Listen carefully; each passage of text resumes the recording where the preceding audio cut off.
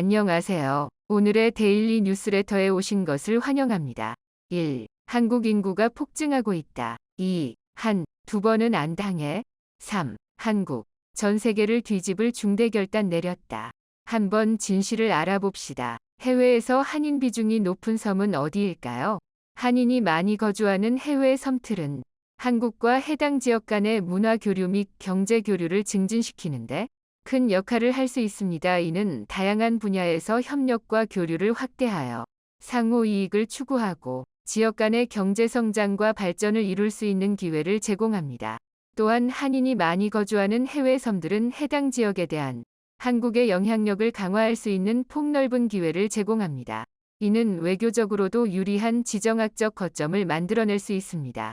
또한 정책적으로 해당 지역에서 한인들이 안정적인 삶을 영위할 수 있도록 지원하고 또 현지 지역 원주민들을 대상으로 한 다양한 복지 지원 프로그램, 한국 문화 교류센터 등을 제공하는 것은 대한민국의 해외 지역에서의 이미지와 명성에도 도움이 될 수 있습니다.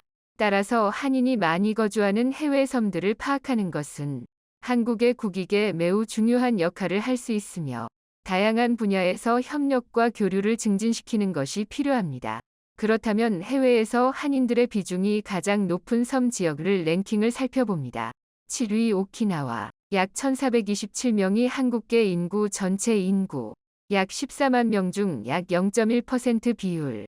제주국제공항에서 오키나와 나하 국제공항까지의 거리는 약 818km 정도입니다. 오키나와는 한국과 매우 가까이에 있는 섬으로 우리나라 남서쪽 바다와 일본 남쪽 바다 사이에 위치하고 있습니다. 또한 오키나와와 한국은 서로 마주한 지역이기도 합니다. 이는 양국 간의 교류와 상호작용을 촉진시키는 데에 큰 역할을 할 수 있습니다.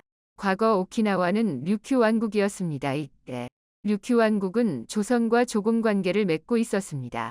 이 관계는 1392년부터 1867년까지 이어졌으며 특히 15세기에는 류큐에서 조선과의 상호 교류가 활발해졌습니다. 그리고 이후 조선의 왕실과 류큐의 왕실은 서로 선물 교환이나 친목 행사를 통해 우호 관계를 유지해왔습니다. 현재 오키나와는 지정학적 가치가 높은 지역 중 하나입니다. 이 지역은 일본과 중국의 경제적 중심지인 상하이와 일본 한반도 사이에 위치하고 있어 아시아 지역에서의 교류와 투자에 매우 적합한 지역입니다. 또한 오키나와에는 약 1,400여 명의 한국인들이 거주하고 있습니다. 이는 한국과 오키나와 간의 문화 교류와 경제적 교류에 큰 영향을 미칩니다. 한국인들은 오키나와의 관광 산업, 문화 산업, 식품 산업 등에도 많은 기여를 하고 있으며 이를 통해 지역 경제에도 긍정적인 영향을 미치고 있습니다. 제주도와 오키나와는 지리적으로도 가깝고 문화적으로도 유사한 면이 많습니다. 두 지역 모두 독특한 문화와 전통을 가지고 있으며 일본이나 한국 본토와는 다른 문화적 특성을 보여줍니다. 그 중에서도 고려의 산별초는 제주도와 오키나와 지역에서 모두 중요한 문화유산으로 전해져 오고 있습니다. 제주도와 오키나와 지역 모두 산별초를 소재로 한 역사자원이 있으며 두 지역에서는 고려 산별초의 대몽항쟁을 주요한 역사적 사건으로 인식합니다. 또한 제주도와 오키나와 양지역의 전통 음식에서 돼지고기가 중요한 식재료로 활용되는 공통점이 나타나는데 이건 역시 고려 산별초가 어떠한 역할을 했을 것으로 분석됩니다. 이러한 산별초의 문화적 가치와 유사성은 제주도와 오키나와 지역 간의 문화 교류가 있었음을 보여주며 이를 통해 두 지역의 교류와 연결성을 확인할 수 있고 양지역 간의 우호 교류 확대를 위해 한인들에 대한 지원 프로그램이 필요합니다. 6위 세부 약 7만 명이 한국계 인구, 전체 인구 약 29만 명 중 약 2.4% 비율. 아마 해외의 섬만 놓고 따져봤을 때 가장 많은 한국인들이 거주하는 섬이 바로 세부섬일 것입니다. 세부섬은 필리핀 비사야주의 동쪽에 위치한 작은 섬으로 필리핀에서 두 번째로 큰 도시인 세부시가 위치해 있습니다. 놀랍게도 이 필리핀 제2위 도시 세부에는 현재 가장 많은 한국 교민들이 거주하고 있는 도시입니다. 세부섬은 필리핀의 중심부에 위치해 있으며 지리적으로는 중심부에 위치하여 필리핀의 지정학적 중심도시이자 과거부터 미 공군기지가 위치하고 있어서 항공교통의 허브처럼 인식됩니다. 한국인들이 세부섬에서 많이 거주하는 이유는 다양합니다. 첫째로 세부시는 필리핀에서 경제적 중심지로 인식되고 있으며 외국인들이 많이 거주하는 지역 중 하나입니다. 둘째로 필리핀은 대한민국과 비자 면제 협정을 체결하고 있기 때문에 비교적 쉽게 출입국이 가능합니다. 세부시에서는 한국인들을 위한 한국어 안내센터와 한국어 교육기관 등이 운영되어 이 지역에서의 생활이 비교적 쉽다는 점도 이유 중 하나입니다. 또한 세부섬은 아름다운 자연환경과 바다 해변 등으로 유명한 관광도시로도 인기가 있습니다. 한국에서도 세부섬은 항상 10손가락 안에 드는 주요 여행지로서 인기가 많습니다. 이러한 이유들로 인해 세부섬은 한국인들이 많이 거주하고 방문하는 지역 중 하나입니다. 세부섬에서 코피노 문제는 사회 문제 중 하나입니다. 이 문제는 한국인 남성들이 현지 필리핀 여성들과 관계를 맺고 그로 인해 출생된 아이들을 뒤로 한 채 한국으로 귀국하여 해당 여성과 자녀들이 경제적 어려움을 겪고 빈곤층으로 전락하는 문제를 말합니다. 미국 월스트리트 저널과 아동 성착취 반대 협회 ECPAT 등에 따르면 코피노 숫자는 2018년에는 4만 명이 넘습니다. 한인들이 많이 거주하는 세부섬 지역 사회에서는 이러한 문제들을 해결하기 위한 정책들이 필요합니다. 한편 듀오링고에서 발표한 2022년 언어학습 통계에서는 필리핀에서 한국어가 가장 많이 학습되는 언어 1위를 차지하고 있습니다. 이는 한국인들이 세부섬에서 많이 거주하고 있기 때문일 가능성이 높습니다. 세부섬에서는 많은 한국인들이 거주하고 있으며 현지 교민들은 다양한 역할을 하고 있습니다. 한국어 교육을 비롯한 다양한 분야에서 활동하고 있으며 한국과 필리핀 간의 문화 교류와 협력을 촉진하는 역할을 하고 있습니다. 또한 한국과 필리핀 간의 비즈니스와 관광 분야에서도 현지 교민들은 중요한 역할을 하고 있습니다. 5위 하와이 약 4만 5천 명이 한국계 인구, 전체 인구 약 14만 명 중 약 3.2% 비율. 하와이는 미국 50개 주에서 알라스카주를 제외하고 가장 한국과 가까이에 위치하고 있는 미국 영토입니다. 하와이는 태평양에 있는 섬으로 기후가 온화하고 아름다운 해변과 자연환경, 다양한 문화적인 특성들이 매력적인 관광지로 유명합니다. 또한 하와이는 미국과 아시아를 연결하는 지정학적 중심지로 경제적으로 중요한 역할을 합니다. 한편 하와이는 미국 이민사에서 가장 오래된 도시입니다. 101명이 한인들을 실은 최초의 이민선이 대한제국식이었던 1902년 12월 22일 인천을 출발해 1903년 1월 13일 호놀룰루에 도착해 최초의 한인 미국 이민사회가 형성됐습니다. 또 20세기 중반부터는 대한민국에서 미국으로 이민한 한국인들이 하와이로 이주하면서 한인 사회가 형성되었습니다. 그리고 1965년 이후 미국의 이민법 개정으로 인해 더 많은 한국인들이 미국으로 이민하게 되면서 하와이의 한인 인구는 계속해서 늘어나게 되었습니다. 또한 하와이와 한국은 지리적으로는 멀리 떨어져 있지만 문화적으로는 유사점이 많습니다. 하와이와 한국 모두 바다와 산이 어우러져 자연환경이 풍부하고 음식, 음악출 등 문화적인 면에서도 유사한 요소들이 많습니다. 이러한 유사점이 한국인들이 하와이에서 적응하기 쉽게 해주고 이주 지역으로서의 매력을 높이는 역할을 합니다. 한인들의 비중은 무려 32%까지 늘어나 하와이 호놀룰루는 오늘날 미국 교민사회의 주요한 도시가 됐습니다. 하지만 물가가 너무 높다는 특징 또 섬지역 특성상 다른 지역으로 이동하기가 답답하다는 특징 등으로 인해서 미국 LA나 샌프란시스코 같은 미 서부 연안 도시들로 이주하는 교민도 많습니다. 4위 괌 약 4,600명이 한국계 인구, 전체 인구 약 16만 9천 명 중 약 2.7% 비율. 괌의 한인 인구는 2010년 기준 약 4,600명이며 전체 인구 대비 비율은 약 2.7%입니다. 괌에 거주하는 교민의 수는 정확한 통계가 없지만 일부 추산에 따르면 약 1만 명 이상까지도 추정됩니다. 이들 대부분은 미국 군인 공무원 혹은 군인 가족 등으로 이루어져 있습니다. 괌에 한국인들이 많이 거주하는 이유는 다양합니다. 가장 큰 이유는 미국령이지만 상대적으로 항공기로서 접근성이 높은 지역에 위치하여 이민자들이 많이 몰려들었기 때문입니다.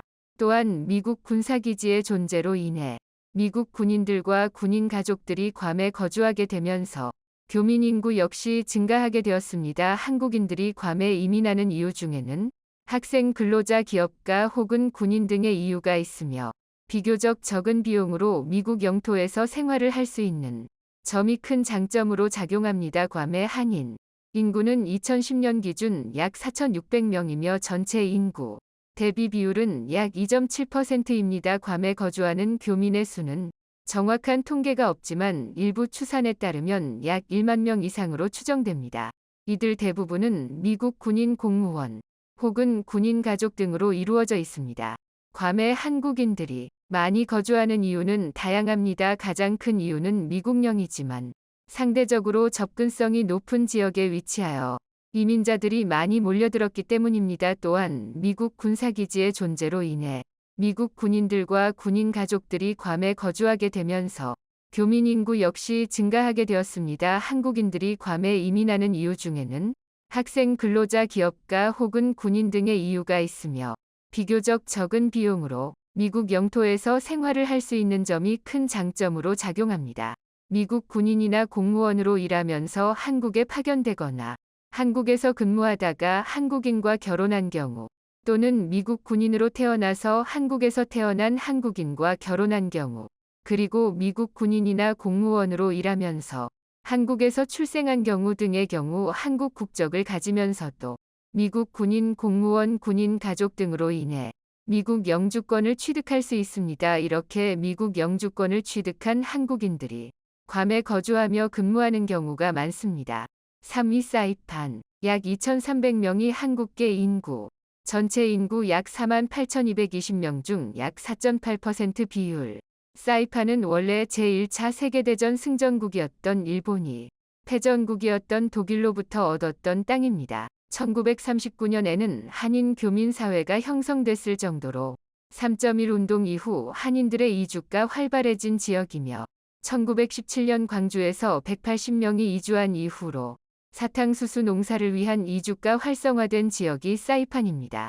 1939년에는 사이판의 한인 카페 아리랑이 운영됐을 정도로 한인 인구가 많았고 제2차 세계대전 이후로 미국이 점령한 이후로는 한국과 일본인들이 많이 찾는 관광지가 되면서 한인 이민도 증가해 인구의 약 5% 정도가 한국인일 정도로 한인들의 비중이 높은 섬이 됐습니다. 사이판 섬의 한국인들의 인구 비중이 높은 이유는 다양한 이유가 있을 수 있지만 대표적으로 관광산업 발전으로 인한 이주가 있습니다. 사이판은 아름다운 자연환경과 열대적인 기후가 매력적인 관광지로 유명합니다. 특히 한국인들 사이에서는 가족 여행이나 허니문 여행지로 인기가 높아졌습니다. 이에 따라 한국인들 중에서는 사이판에서 사업을 하거나 살면서 관광산업에 종사하는 사람들이 많아지게 되었습니다. 또 사이판은 미국령이지만 미국의 복지제도나 세금 등의 부담이 적은 특별지방으로서 경제적 이점이 있습니다. 이러한 경제적 이점 때문에 한국인들 중에서는 사이판으로 이주하여 사업을 하는 사람들도 있습니다.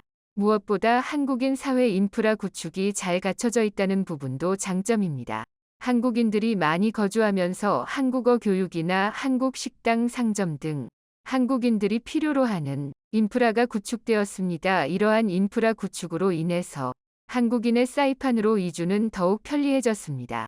특히 사이판의 한국계 인구가 많은 이유 중 하나는 교육에 이점이 있습니다. 사이판에는 한인 학교와 한인 커뮤니티가 많이 있어 한인 가족들이 교육과 저렴한 값에 미국 생활을 할 수 있습니다. 또한 한국과 미국 군사 관계가 깊기 때문에 한국인 가족들은 미국 군인들의 자녀들과 함께 군사 관련 학교를 이용할 수도 있습니다.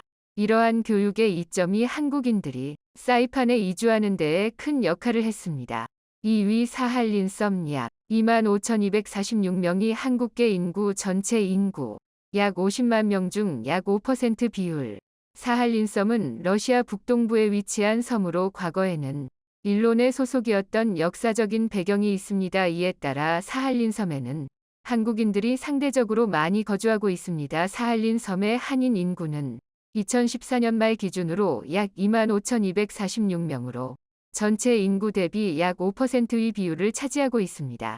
한국인들이 사할린 섬에 많이 거주하는 이유 중 하나로는 역사적 배경이 있습니다. 일제강점기에 일본이 사할린 섬을 지배하면서 많은 한국인들이 이곳에 이주하게 되었고, 이후에도 한국인들이 사할린 섬에 거주하는 것이 지속되어 왔습니다. 사할린 섬은 지리적으로도 한국과 러시아에 인접해 있어 한국과 러시아의 경제적, 정치적, 문화적 교류에 중요한 역할을 합니다. 또한 사할린 섬은 냉대 기후의 척박한 지형과 자연 환경을 가진 한반도와 유사한 지형과 추운 냉대 기후 조건을 가진 지역으로 한인들의 정착과 생존이 유리했고, 이같이 많은 한인 인구는 사할린과 한국 간의 여러 분야에서 한국과의 교류와 협력이 이루어질 수 있는 발판이 될 수 있습니다.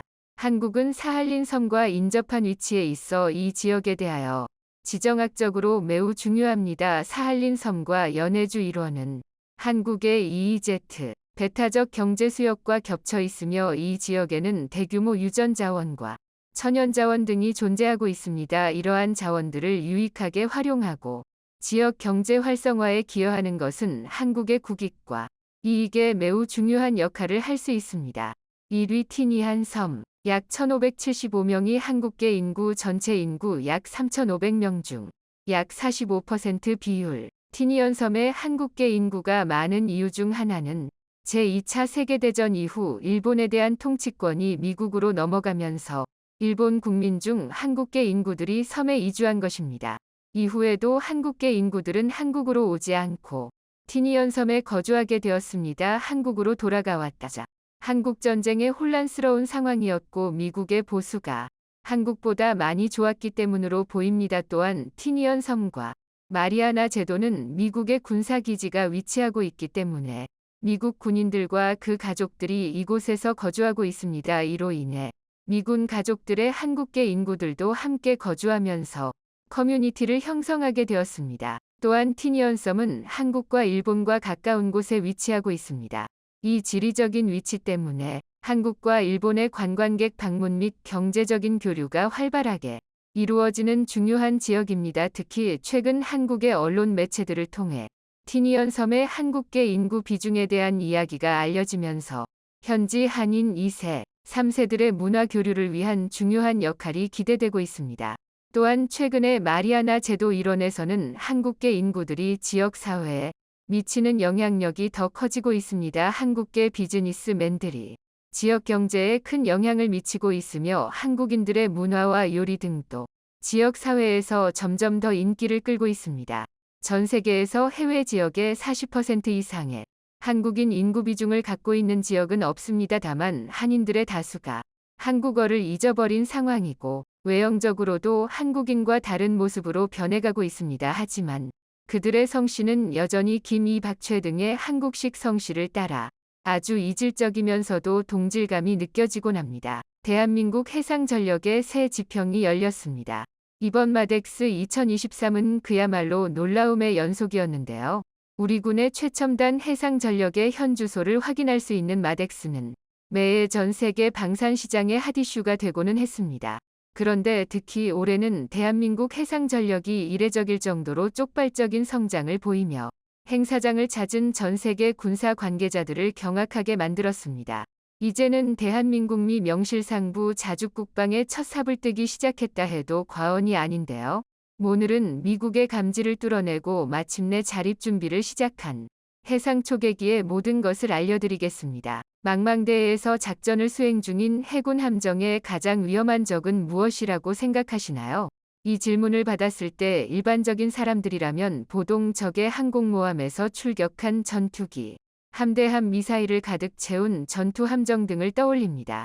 물론 들린 얘기는 아닙니다. 항공모함의 출현은 해전의 판도를 송두리째 뒤바꾸었고 함대함 미사일은 해상 교전의 범위를 수평선 너머로 넓혔습니다.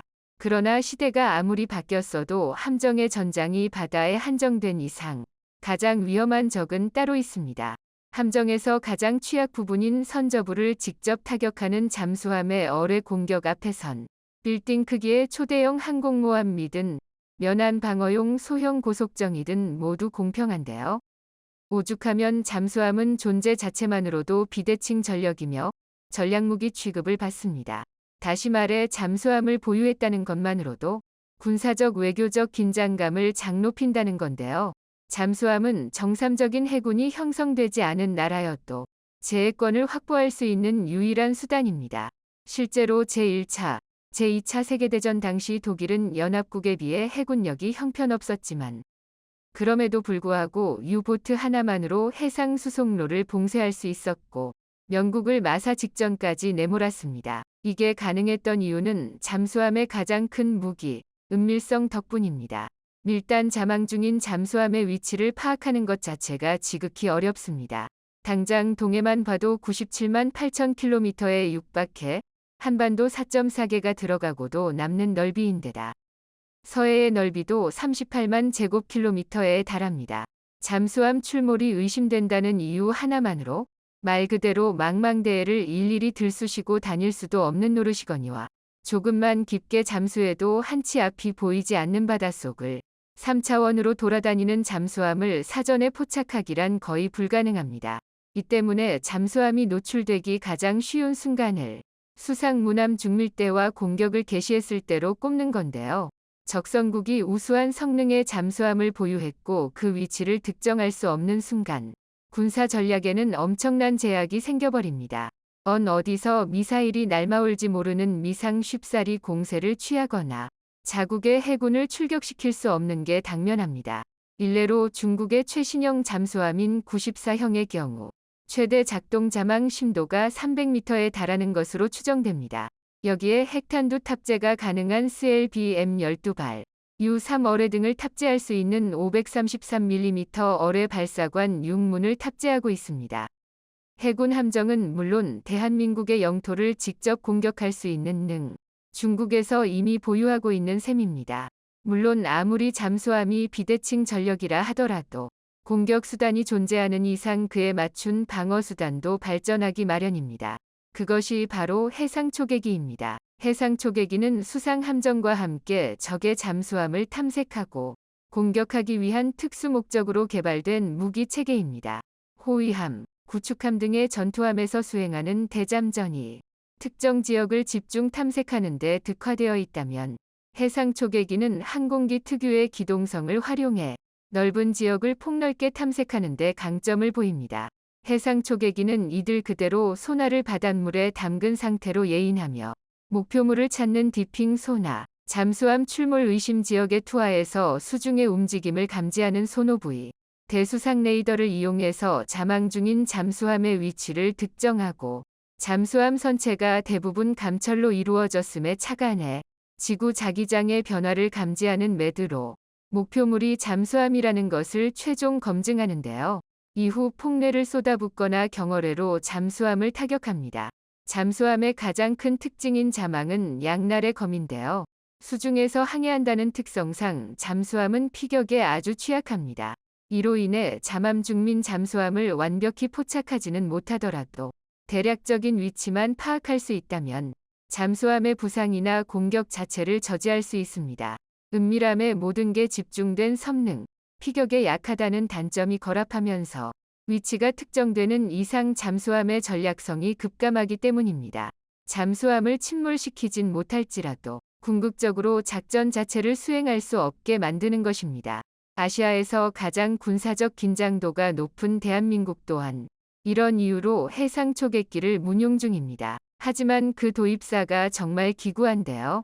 노후할 대로 노후화된 SE 트래커를 대체하기 위해 1995년부터 P3C 오라미언을 도입하기 시작했지만 당시에는 이미 개발국인 미국에서조차 P3 생산이 중단된 상태라 이 생산 라인을 되살리는 데만 천문학적인 비용이 들었고 결국 1대당 683억 원에 달하는 예산이 소모되었습니다.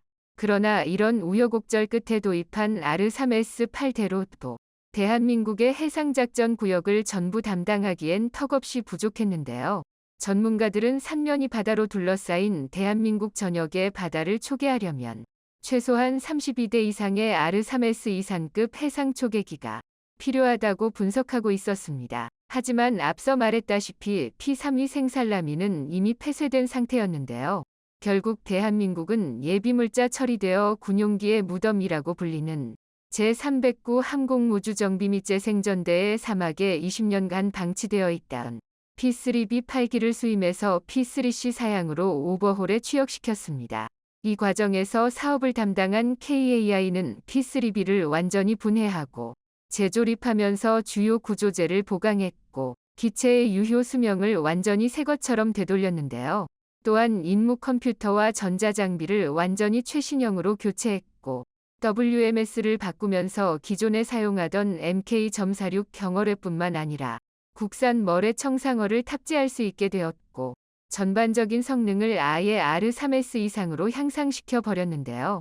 더군다나 P3CK에서 획득한 대함 레이더 정보를 KF-16과 공유할 수 있는 기능을 탑재하면서 부족했던 KF-16의 대수상전 능력을 보완했습니다.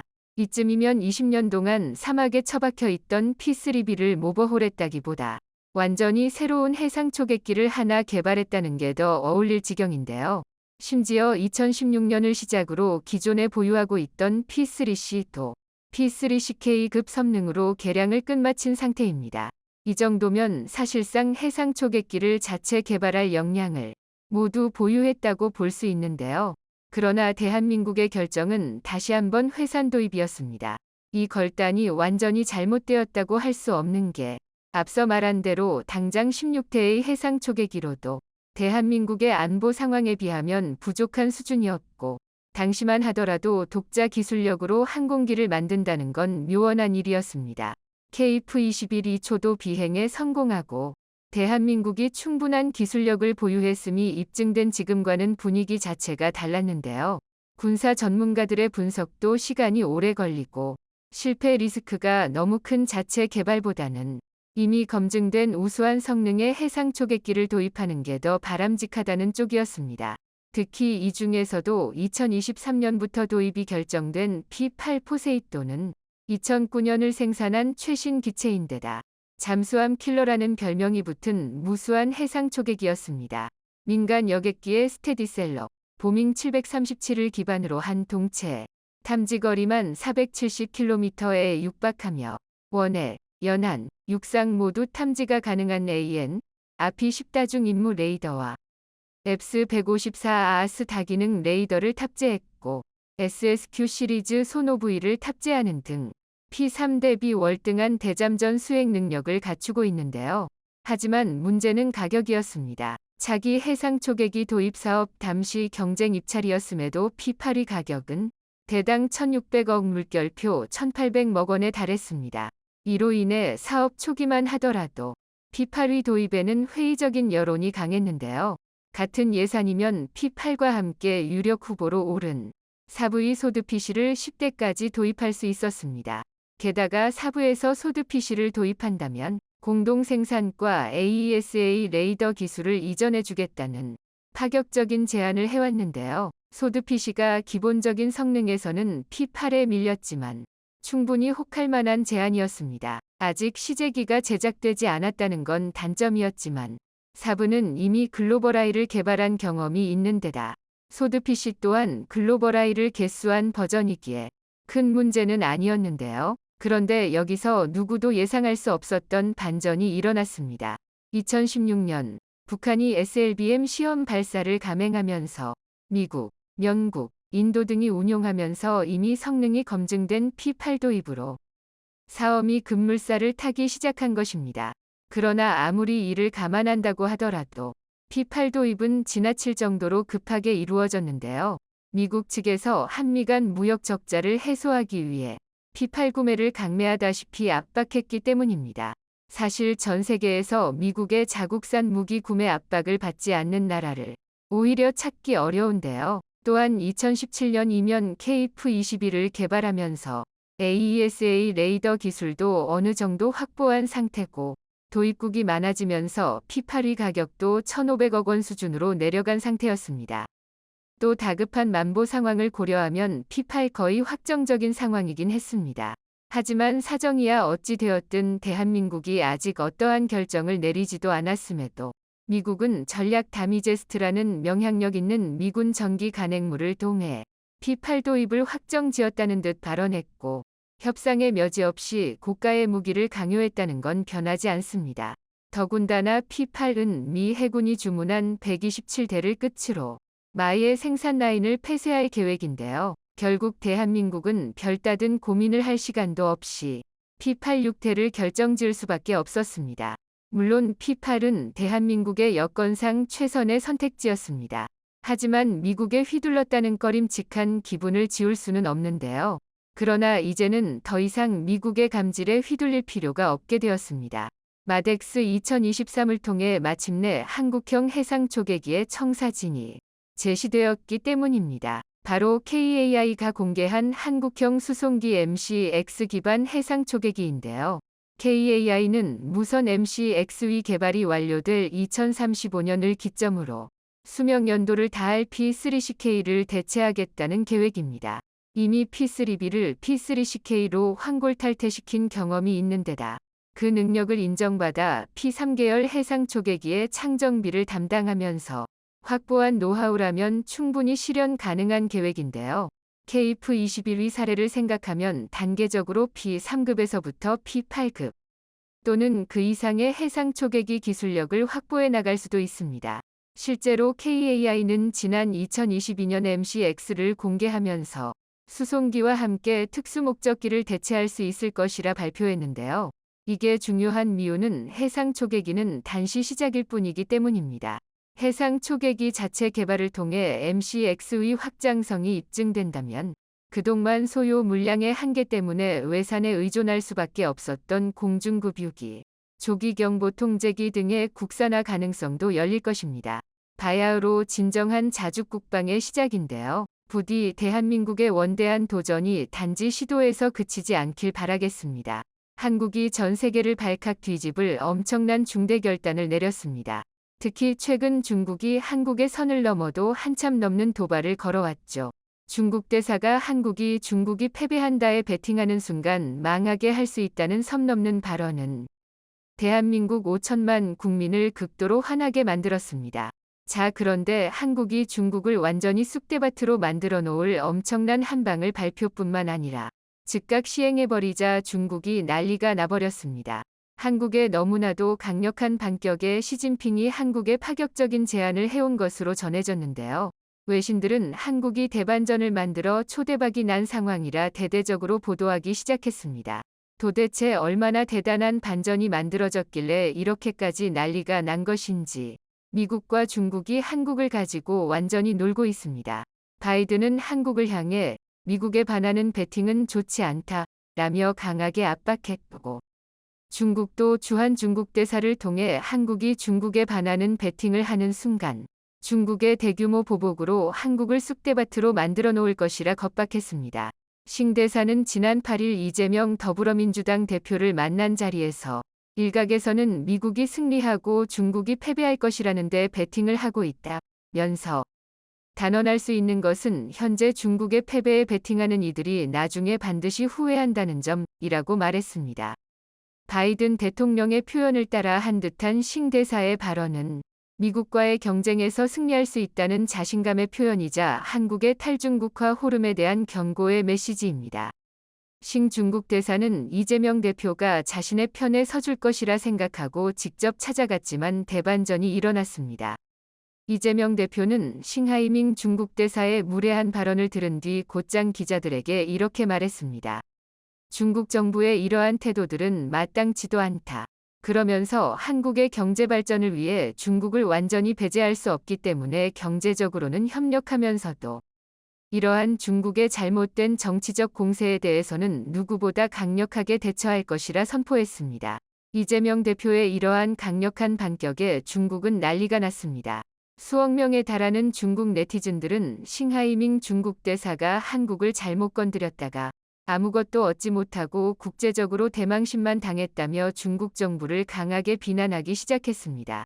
이번 사건을 계기고 중국 정부에 대한 중국 국민들의 비난이 급격히 악화되자 시진핑은 너무나 충격적인 일을 벌이기 시작했습니다. 인터넷 통제와 처벌을 대폭 강화한 중국이 근거리 무선 파일 공유 서비스인 에어드롭과 블루투스 실명제 도입에 나섰습니다. 중국을 욕하고 한국을 칭찬하는 중국인들을 잡아내 처벌하기 위한 것으로 보입니다. 이 규정은 무선 네트워크 서비스 이용자의 신원 정보 등록을 의무화했으며 불법 정보를 게시, 전송하거나 분량 정보의 생산, 복제, 배포하는 것을 금지했습니다. 그런데 중국 정부가 규정한 불법 정보나 불량 정보에 대한 설명이 없었습니다. 즉 중국 정부가 마음에 들지 않으면 모두 삭제해버리고 반복적으로 한국 또는 미국을 찬양하고 중국을 깎아내리거나 하는 내용을 다른 사람에게 전송하거나 인터넷에 게시하면 처벌할 수 있다는 것입니다. 그러면서 중국에서 SNS와 인터넷 플랫폼을 제공하는 모든 사업자는 중국의 관련 자료와 데이터를 모두 제공하도록 강제했습니다. 즉 중국이 14억 중국인들의 사상검열을 본격적으로 시작한 것이고 특히 한국과 미국의 호의적인 생각을 가진 중국인들을 모두 색출하여 처벌할 것이라는 충격적인 일입니다.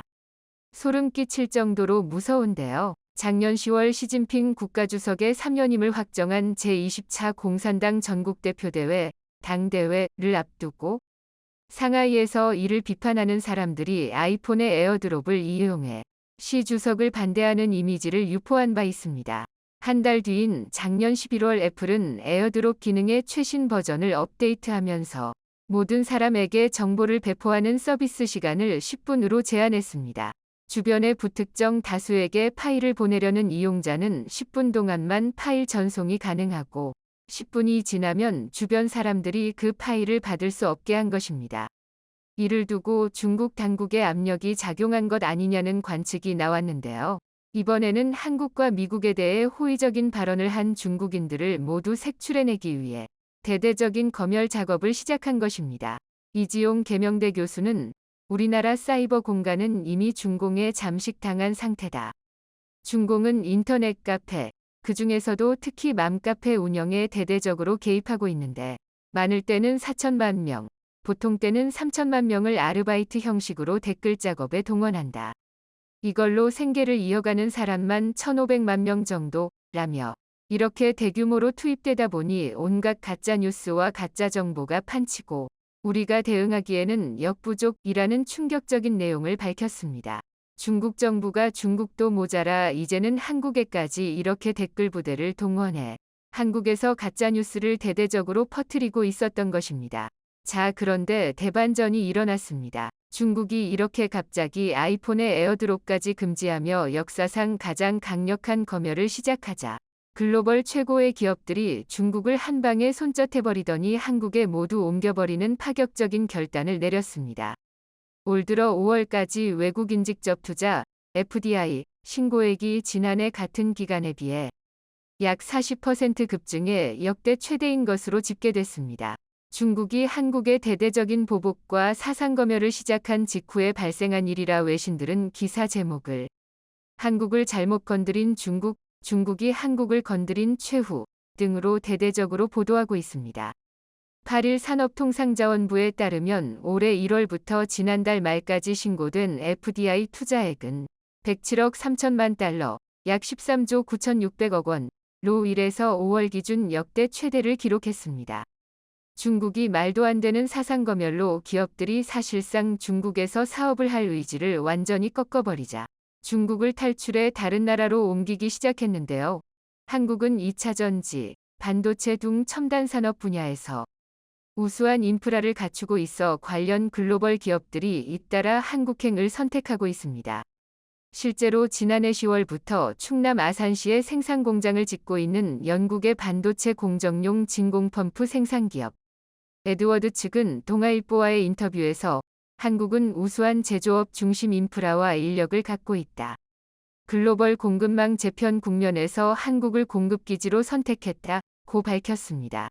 외국인 직접 투자 FDI 가을 들어 지난달까지 역대 최대를 기록한 것은 글로벌 기업들의 차이나 플러스 원 전략에 따른 것입니다. 차이나 플러스 원은 글로벌 컨설팅 기업 커니의 2021년 보고서에 등장하는 용어로 중국 진출 기업들이 대중 리스크를 줄이기 위해 다른 아시아 국가에 추가로 생산 기지를 두는 걸 말합니다. 당초 글로벌 기업들은 신종 코로나 바이러스 감염증 코로나19 확산 당시 중국이 국경을 봉쇄한 제로 코로나 국면을 돌파하기 위해 이런 전략을 택했습니다. 그런데 최근에는 첨단 산업에서 미국의 중국 견제가 강화되면서 공급망 리스크를 분산하기 위해 중국 이외의 시장을 모색하고 있습니다. 사실상 중국을 꾀하면서도 세계 최대 시장인 중국을 완전히 포기하기 힘든 기업들이 한국으로 몰려오는 것입니다. 김태형 KOTRA 인베스트 코리아 대표는 미국의 대중 견제로 첨단 산업 분야에서 세계적 수준의 제조 기술을 가진 한국의 매력도가 높아지고 있다고 말했습니다. 한국이 차이나 플러스 원 수혜국으로 부상하는 건 중국 시장과 지리적으로 가까운 데다 첨단 산업에서 우수한 인프라를 갖췄기 때문입니다. 2년 전 울산에 수소 충전소를 세운 미국의 산업용 가스 생산기업 에어프로덕츠 측은 동아일보와의 인터뷰에서 한국은 반도체, 디스플레이 등 글로벌 공급망의 중심에 있는 핵심 산업에서 경쟁력을 갖추고 있는 데다 높은 위기 대응 능력을 갖고 있어 투자처로서 매력이 높다고 평가했습니다. 한국이 코로나19 확산 당시 문재인 정부가 글로벌 위기 국면에 효과적으로 대응한 점도 신뢰를 높이는 요인입니다. 반도체 공정용 진공 펌프를 생산하는 영국 기업 에드워드 관계자는 지난 3년간 팬데믹으로 글로벌 공급망 위기가 닥쳤음에도 한국의 문재인 정부는 유연하게 대응해 한국을 세계 최고의 투자처로서의 입지를 공고히 했다고 평가했습니다. 중국을 향한 한국의 반격은 이것이 끝이 아니었습니다. 중국은 현재 전 세계 리튬 광산과 히토류를 싹쓸이해 전 세계 공급망을 장악하겠다는 꿈을 가지고 막대한 돈과 인력을 쏟아붓고 있습니다. 여기서 중국이 히토류와 리튬 광산을 장악하지 못하는 순간 중국은 망해버릴 수 있다는 분석이 나오고 있습니다. 자, 그런데 한국이 세계 10대 자원북국으로 유명한 몽골과 손을 잡고 파격적인 발표를 했습니다. 친한 국가로 매우 유명한 몽골이 세계 최고의 채굴 기술을 보유한 한국이 몽골에 있는 모든 광산을 전부 개발해달라는 것입니다.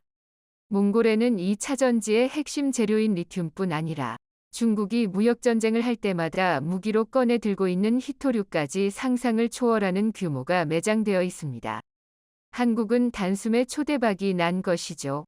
실제로 얼마 전 배터리 아저씨가 일했던 금양이 몽골 법인 주식 523억 원어치 취득하여 지분율 40%를 획득했다고 공시했습니다. 그러면서 취득 목적을 기존 광물 개발 및 리튬 탐사 개발이라고 밝혔죠. 영상이 도움이 되셨다면 구독과 좋아요 부탁드리며 오늘도 감사합니다. 최고로 멋진 하루 보내시길 바랄게요.